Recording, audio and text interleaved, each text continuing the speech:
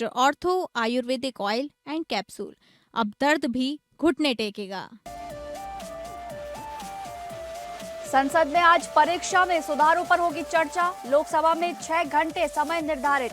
NDA की ओर से बांसुरी स्वराज सायोनी घोष रखेगी पक्ष। राज्यसभा में एमएसएमई संशोधन विधेयक होगा पेश।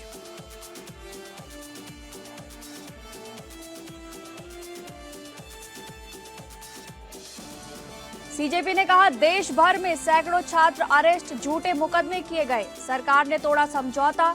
सीजेपी ने दोबारा आंदोलन की दी चेतावनी। बिहार, असम में प्रदर्शनकारियों पर दर्ज केस वापस होंगे।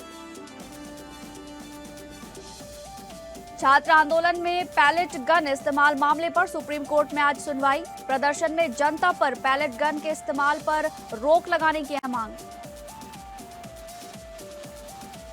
उत्तराखंड में पहाड़ से मैदान तक भारी बारिश का ऑरेंज अलर्ट, बाढ़ की चेतावनी। 4 जिलों में बंद रहेंगे स्कूल। देहरादून में नया पुल धंसा।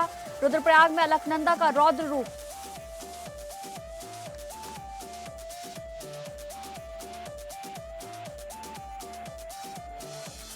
नमस्कार, मैं हूं आपके साथ शालिनी राणा और आप सभी का इस बुलेटिन में बहुत बहुत स्वागत है। इस बुलेटिन में हम चर्चा करेंगे देश और दुनिया से जुड़ी तमाम ताजा खबरों पर, जहां सबसे पहली बड़ी खबर आज की संसद में आज परीक्षा में सुधारों पर चर्चा है। लोकसभा में 6 घंटे समय निर्धारित रहेगा। एनडीए की ओर से बांसुरी स्वराज सायोनी घोष रखेंगी पक्ष। संसद में विधेयक पर चर्चा पर टिकी देश की नजरें। छात्रों पर पुलिस के बल प्रयोग पर दोनों सदनों में हंगामा। राज्यसभा में एमएसएमई संशोधन विधेयक होगा पेश।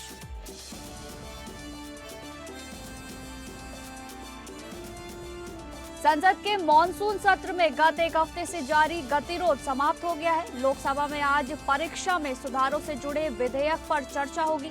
चर्चा के लिए 6 घंटे का समय निर्धारित किया गया है। स्पीकर ओम बिरला ने जरूरत पड़ने पर इससे अधिक समय देने की बात कही है। लोकसभा अध्यक्ष ओम बिरला की पहल पर दोनों पक्ष लोक परीक्षा अनुसूचित साधन निवारण संशोधन विधेयक पर चर्चा पर सहमत हो गए हैं। चर्चा के बाद मतदान होगा। इससे पहले विपक्ष के हंगामे के बीच सोमवार को केंद्रीय मंत्री जितेंद्र सिंह ने लोकसभा में विधेयक पेश किया। विपक्ष ने विधेयक पेश करने के लिए तय 1 घंटे में 92 संशोधन प्रस्ताव दिए, मगर चर्चा के लिए राजी नहीं हुए। कार्यवाही ठप रहने के बाद संसदीय कार्य मंत्री किरेन रिजिजू ने चेतावनी दी कि बिना बहस के सरकार विधेयक को पारित करा देगी।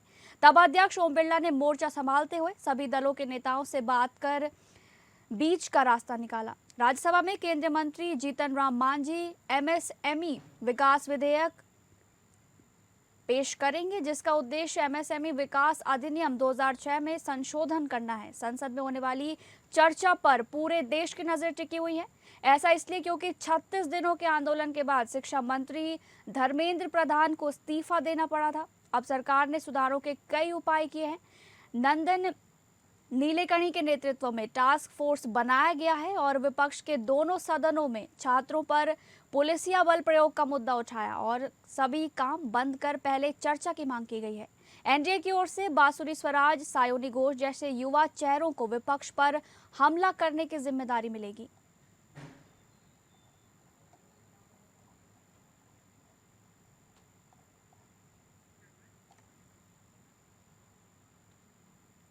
अगली बड़ी खबर का रुख करेंगे, जहां कॉकरोच जनता पार्टी ने चेतावनी दी कि प्रदर्शनकारियों पर पुलिस कार्रवाई नहीं रुकेगी। सीजेपी की दोबारा आंदोलन की चेतावनी। बोली सरकार ने समझौता तोड़ा, देश भर में सैकड़ों छात्र अरेस्ट, झूठे मुकदमे किए। कानूनी सहायता के लिए कपिल सिब्बल ने दिए 1 करोड़। बिहार में प्रदर्शनकारियों पर दर्ज केस वापस होंगे। असम में प्रदर्शनकारियों पर दर्ज केस वापस। सीजेपी बोली देश के अन्य राज्यों में छात्रों को गिरफ्तार किया जा रहा है। सोनम वांगचुक हॉस्पिटल से डिस्चार्ज, राजघाट पहुंचे। वांगचुक बोले अहिंसा के रास्ते चले, समाधान जरूर मिलता है। कॉकरोच जनता पार्टी ने चेतावनी दी कि प्रदर्शनकारियों पर पुलिस कार्रवाई नहीं रुकी और गिरफ्तार छात्रों को राहत नहीं मिली तो वो फिर से आंदोलन शुरू करेगी। पार्टी प्रवक्ता सौरभ दास ने आरोप लगाया कि सरकार ने समझौता तोड़ा है। बिहार और पश्चिम बंगाल में सैकड़ों छात्रों को गिरफ्तार कर झूठे मुकदमों में फंसाया गया है। दिल्ली में हुई इस प्रेस कॉन्फ्रेंस में सीजेपी नेता आशुतोष रांका, सौरव दास के साथ सीनियर एडवोकेट कपिल सिब्बल भी मौजूद थे। उन्होंने सीजेपी के बनाए फंड में 1 करोड़ रुपए देने की घोषणा की है। साथ ही देश भर के वकीलों से भी इस फंड में योगदान देने की अपील की गई है। उन्होंने कहा कि मेरा रोल इस पार्टी के कानूनी मसलों में मदद करना है। उधर बिहार और असम सरकार ने ऐलान किया है कि 26 जुलाई को शाम 6 बजे से पहले बिहार में कहीं भी हुए विरोध प्रदर्शनों में शामिल लोगों के खिलाफ कोई कानूनी कार्रवाई नहीं होगी। सोनम वांगचुक को अस्पताल से छुट्टी मिल गई है। वहीं इसके बाद वे लद्दाख रवाना हो गए। उससे पहले वे महात्मा गांधी को श्रद्धांजलि देने राजघाट गए। सौरव दास ने एक्स पर वीडियो शेयर करते हुए लिखा, हमारी प्रेस कॉन्फ्रेंस में कुछ घंटों बाद सरकार के प्रतिनिधियों ने हमसे मुलाकात की। ये बैठक 2-3 घंटे तक चली। उन्होंने बिहार और असम की उन नोटिफिकेशन की कॉपी शेयर की जिनमें एफआईआर वापस लेने, भविष्य में कोई कार्रवाई न करने और हिरासत में लिए गए और गिरफ्तार किए गए सभी लोगों को रिहा करने की गारंटी दी गई है। 25 जुलाई को कॉकरोच जनता पार्टी ने हमारे प्रोटेस्ट को कॉल ऑफ किया था, ये कंडीशन में कि हमारे जो सारे मुख्य मांगे थे सरकार ने उस पे या तो उन्होंने एक्ट किया, जैसे कि धर्मेंद्र प्रधान जी का इस्तीफा उन्होंने लिया, या तो उन्होंने अश्योरेंस दिया कि एग्रीड अपॉन टाइमलाइंस के अंदर वो उस पर अमल करेंगे। 25 जुलाई से हम सारे जो भी हैं, जितने भी कॉकरोच जनता पार्टी में लोग हैं, हम लॉयर से इन दिल्ली टच में रहे हैं ताकि जिनके भी डिटेंशन हो रहे हैं उनको बाहर निकाला जा सके। लेकिन बहुत सारी रिपोर्ट्स आ रही थी आसाम से। आसाम में मैंने जहाँ लॉयर से बात करी, पता चला है कि कुछ 7-8 FIRs हैं जिसके अगेंस्ट लॉयर्स जो हैं मदद कर रहे हैं। एक लॉयर को भी अरेस्ट करा गया है जिसको जुडिशियल कस्टडी में भेजा गया है। तो उसके लिए भी जो बेल के लिए जितने भी चीज़ें करनी है उसका लॉयर उनके हेल्प कर रहे हैं। अगली बड़ी खबर का रुख करेंगे, जहां पैलेट गन इस्तेमाल मामला सामने आया है। SC में याचिका दाखिल है। विरोध प्रदर्शन के दौरान पैलेट गन कथित इस्तेमाल, पैलेट गन के इस्तेमाल पर रोक लगाने की मांग। दिल्ली के जंतर मंतर पर हुए विरोध प्रदर्शन के दौरान भीड़ को काबू करने के लिए पुलिस द्वारा इस्तेमाल किए गए पैलेट गन से घायल हुए 2 पीड़ित लोगों ने इंटेलिजेंस ब्यूरो के पूर्व स्पेशल डायरेक्टर यशोवर्धन आजाद ने सुप्रीम कोर्ट में याचिका दाखिल की है। सुप्रीम कोर्ट में दाखिल की गई इस याचिका में पैलेट गन के इस्तेमाल पर रोक लगाने की मांग करते हुए कानून व्यवस्था बनाए रखने के लिए जिम्मेदार एजेंसियों द्वारा भीड़ को तीतर बितर करने के लिए पैलेट गन के इस्तेमाल पर रोक लगाने की मांग की गई है। याचिका में कहा गया है कि धरना प्रदर्शन या किसी विपरीत स्थिति में कानून व्यवस्था को बनाए रखने के लिए सुरक्षा बलों के द्वारा भीड़ को तीतर बीतर करने के लिए पैलेट गन का इस्तेमाल करने से पहले सुरक्षा एजेंसी के द्वारा सावधानी बरतने और बल प्रयोग में की जाने वाली बढ़ोतरी की चेतावनी दिए बिना इनका प्रयोग किया जाना मनमाना और असंवैधानिक है।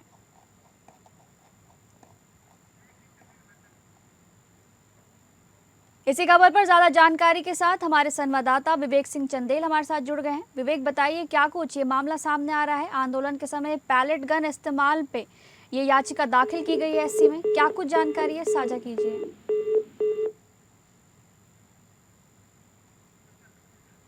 लगता है हमारा संपर्क विवेक से टूट गया है, दोबारा कोशिश करेंगे।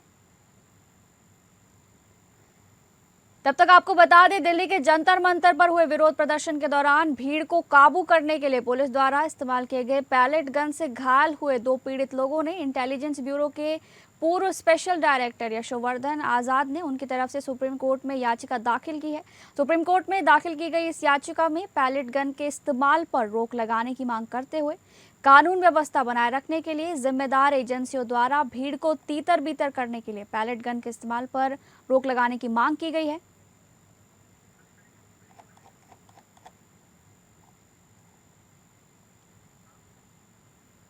अगली बड़ी खबर, झारखंड में 14वीं JPSC परीक्षा अनियमितता मामला सामने आया है। पूर्व अध्यक्ष L ख्यांगते को CID का नोटिस, रांची में पूछताछ के लिए बुलाया गया है। OMR शीट और भर्ती प्रक्रिया पर गड़बड़ी का सवाल है। झारखंड लोक सेवा आयोग के चेयरमैन पद से इस्तीफे के बाद L ख्यांगते के ऊपर गिरफ्तारी की तलवार लटक गई है। दरअसल विपक्ष द्वारा लगातार पूर्व अध्यक्ष की गिरफ्तारी की मांग के बीच अब सीआईडी ने उन्हें नोटिस जारी कर पूछताछ के लिए बुलाया है। जानकारी के अनुसार ए ख्यांगते को इस क्रम में आज सीआईडी कार्यालय में उपस्थित होने का निर्देश दिया गया है। आपको बता दें कि 14वीं जेपीएससी सिविल सेवा परीक्षा समेत अन्य भर्ती परीक्षाओं में कथित अनियमितताओं और भ्रष्टाचार की जांच के संबंध में सीआईडी रांची की टीम उनसे पूछताछ करेंगी। मालूम हो कि टीम द्वारा इस मामले में पहले ही आयोग की उप परीक्षा नियंत्रक और परीक्षा संचालन करने वाली एजेंसी के निदेशक समेत अन्य लोगों से विस्तृत पूछताछ की गई है और अब आयोग के चेयरमैन पर सवाल दागे जाएंगे। उधर उप परीक्षा नियंत्रक ने जेपीएससी में किसी भी गड़बड़ी से इनकार करते हुए सीआईडी को बताया है कि जेपीएससी में जो कुछ हो रहा था उसकी पूरी जानकारी आयोग के अध्यक्ष को थी।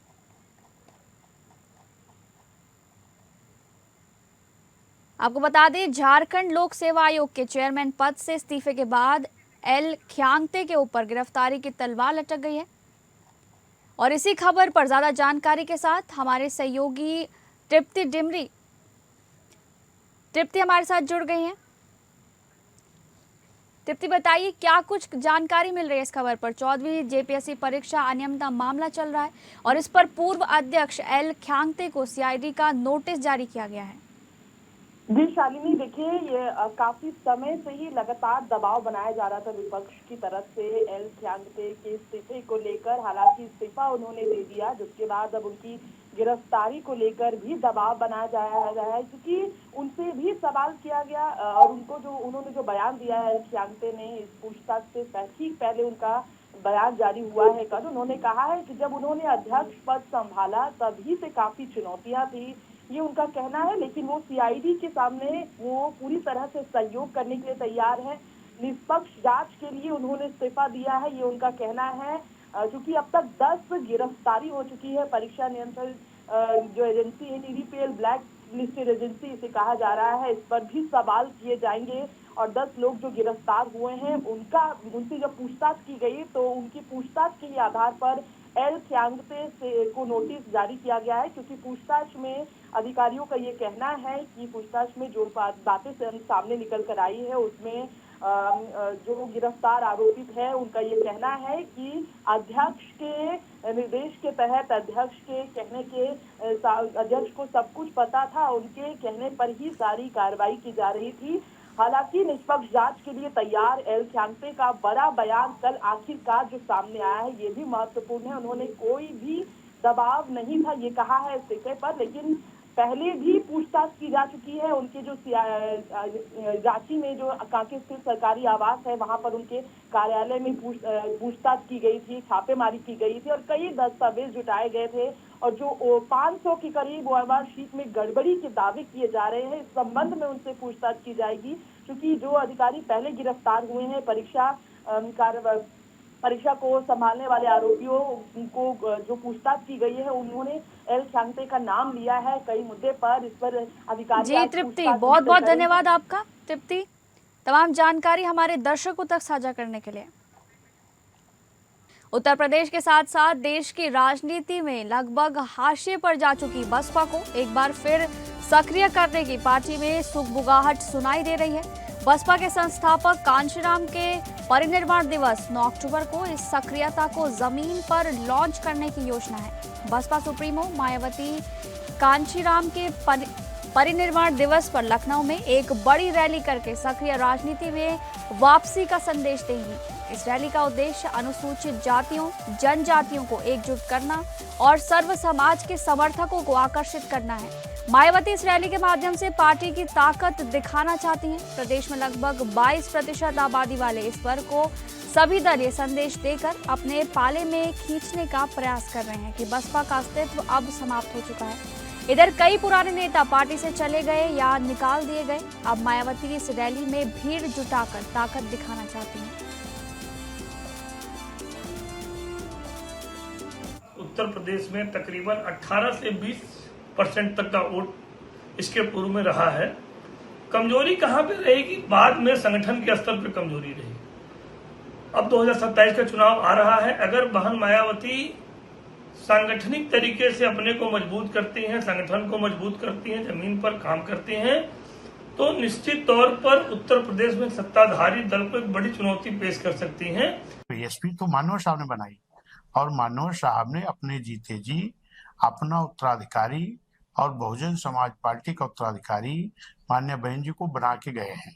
जो माननीय बहन जी मानव साहब की विचारधारा को बहुजन समाज पार्टी को लेकर के बड़ी मजबूती से चल रही हैं और हम लोगों ने बिना किसी दल के गठबंधन के 2007 में सरकार बनाई थी, फिर एक जनता का गठबंधन तैयार करके 27 में सरकार बनाने का काम करें। इसी खबर पर अधिक जानकारी के साथ हमारे विशेष संवाददाता आनंद सिंह हमारे साथ जुड़ चुके हैं। आनंद, बताइए क्या कुछ जानकारी मिल रही है इस खबर पर, जहां शक्ति प्रदर्शन की तैयारी में बसपा है और कांशीराम के परिनिर्वाण दिवस पर ये आयोजन करने वाली है बड़ी रैली का। 9 अक्टूबर को ये जो परिनिर्वाण दिवस होता है उसी कांशीराम स्मारक स्थल पर ये महारैली का आयोजन होता है और क्योंकि विधानसभा चुनाव नजदीक आ रहा है तो पार्टी ने ये माध्यम बनाया है शक्ति प्रदर्शन का, ताकि न सिर्फ जो खोई जमीन है बहुजन समाज पार्टी की उसे वापस पाया जाए, बल्कि इसी रैली में इसी शक्ति प्रदर्शन में ये देखा जाएगा कि जो संभावित उम्मीदवार कौन है और शक्ति प्रदर्शन में कौन कितना आगे रहता है, जो तमाम दावेदार होने की बात कही जा रही है। और ये माना जा रहा है कि ये जो जुटान होगा, जैसे कि आपको याद होगा कि शालिनी पहले जब मायावती की रैलियां होती थी तो लाखों की भीड़ जुटती थी और मिसाल दी जाती थी कि इतनी बड़ी राजनीतिक रैली कोई और नहीं करता है। तो एक बार फिर वही कोशिश है पुराने दिनों की को वापस लाने की, 10 लाख लोगों से अधिक की भीड़ जुटाने की ये कोशिश होगी इस बार भी। जी, बहुत बहुत धन्यवाद आनंद, तमाम जानकारी हमारे दर्शकों तक साझा करने के लिए।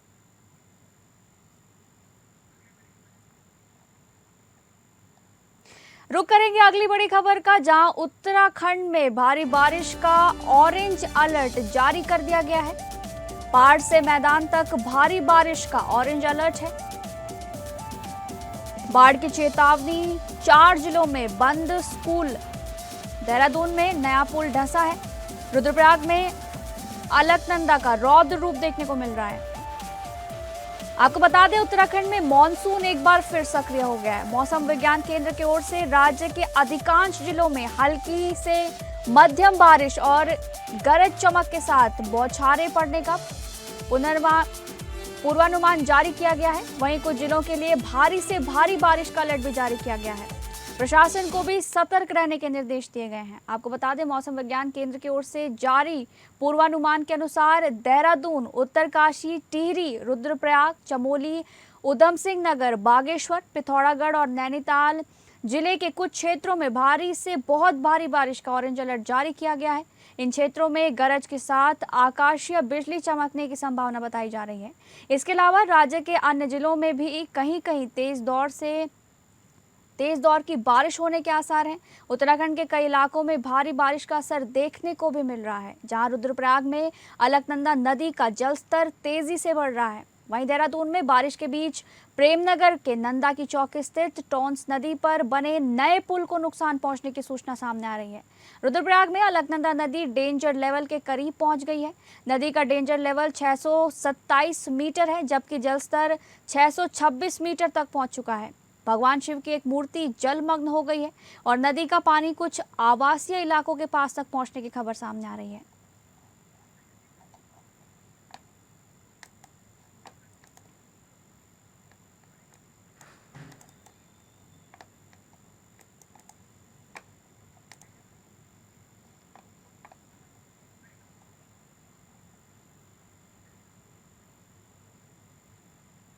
अगली बड़ी खबर का रुख करेंगे, जहां पर शिंदे की बैठक बुलाई गई है। शिंदे ने शिवसेना मंत्रियों की बैठक बुलाई है। बड़े राजनीतिक फैसले की अटकलें तेज हो चुकी हैं। इस मीटिंग के दौरान विधायकों की नाराजगी के बीच ये बैठक है।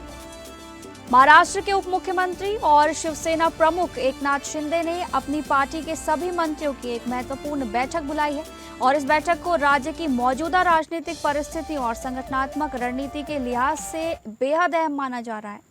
सूत्रों के अनुसार बैठक में सरकार और संगठन के बीच बेहतर समन्वय, आगामी राजनीतिक कार्यक्रमों, विधानसभा क्षेत्रवार समीक्षा तथा पार्टी को और मजबूत बनाने को लेकर चर्चा हो सकती है। हाल ही के राजनीतिक घटनाक्रमों और शिवसेना के बढ़ते संगठनात्मक विस्तार के मद्देनजर इस बैठक से कुछ महत्वपूर्ण फैसले लिए जाने की भी संभावना जताई जा रही है। इसी खबर पर अधिक जानकारी के साथ हमारे संवाददाता सर्वजीत सोनी हमारे साथ जुड़ चुके हैं। सर्वजीत, बताइए क्या कुछ जानकारी मिल रही है इस खबर पर, जहां शिंदे ने शिवसेना मंत्रियों की अहम बैठक बुलाई है? अब और अपना फेरबदल एकनाथ शिंदे के जो मंत्री पद हैं, हालांकि 9 मंत्री हैं, 2 राज्य मंत्री हैं, इनको लेकर लगातार जो चर्चाएं शुरू थी कि फेरबदल किया जाएगा, इसको देखते हुए आज मंत्रालय में बैठक बुलाई गई है। बैठक में 9 मंत्री वहां पे मौजूद होंगे और उनके विधायक भी वहां पे मौजूद होंगे। हालांकि बताया जा रहा है कि जिस तरह से बैठक में पूरा काम का समीक्षा लिया जाएगा, हालांकि काम न पूरा होना और काम कौन से पूरे हैं इस मामले पे भी चर्चा की जाएगी। तो ऐसा बताया जा रहा है कि बैठक के बाद कुछ मंत्रियों में फेरबदल किए जा सकते हैं। अब देखना है कि बैठक जब होती है तो इसमें किस किस मुद्दों पर चर्चा की जाती है और कौन कौन से जो मंत्री हैं उनको फेरबदल का जो है चर्चा जो अटकलें हो रही थी उसमें क्या एकनाथ शिंदे बदलाव करते हैं। जी, बहुत बहुत धन्यवाद सर्वजीत तमाम जानकारी साझा करने के लिए।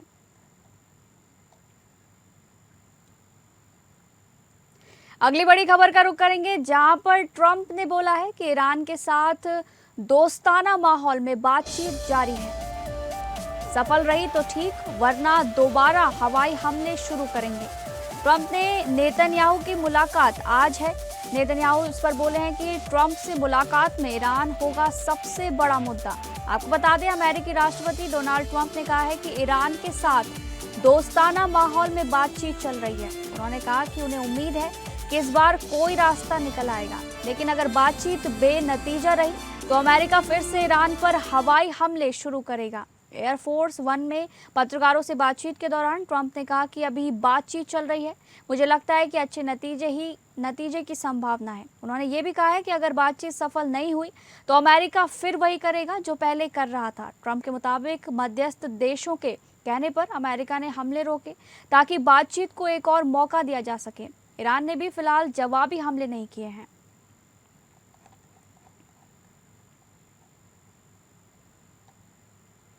अगली बड़ी खबर, पीओके में जल्लाद बनी पाकिस्तानी फौज। अंधाधुंध फायरिंग में 17 प्रदर्शनकारियों को मारा गया है। कश्मीरियों की लाशों से पटा रावलकोट। पीओके में शुरू हुआ दिखावटी चुनाव। आसिम मुनीर के खिलाफ उग्र प्रदर्शन, पाकिस्तानी सेना के खिलाफ नारेबाजी। आपको बता दें, पाकिस्तान अधिकृत कश्मीर के रावलकोट में सुरक्षा बलों और प्रदर्शनकारियों के बीच हुई हिंसक झड़पों के बाद हालात बेहद तनावपूर्ण हो गए हैं। स्थानीय लोगों की ओर से हो रहे विवाद प्रदर्शन के दौरान स्थिति अचानक बिगड़ गई है। हमेशा की तरह प्रदर्शन को रोकने के लिए पाकिस्तानी सुरक्षा बलों ने निहत्थे प्रोटेस्टर्स पर फायरिंग कर दी, जिसके बाद पूरे इलाके में अफरा तफरी मच गई। जॉइंट अवामी एक्शन कमेटी का दावा है कि केवल रावलकोट में ही कम से कम 9 लोगों की मौत हुई है। कई रिपोर्ट्स में ये संख्या 17 भी बताई जा रही है। स्थानीय संगठनों के मुताबिक इस कार्रवाई में कई लोगों की जान गई है। घटना के बाद क्षेत्र में भारी तनाव है और बड़ी संख्या में लोग सड़कों पर उतरकर विरोध जता रहे हैं। लोगों पर फायरिंग करने के बाद इलाके में और ज्यादा सुरक्षा बलों की तैनाती कर दी गई है।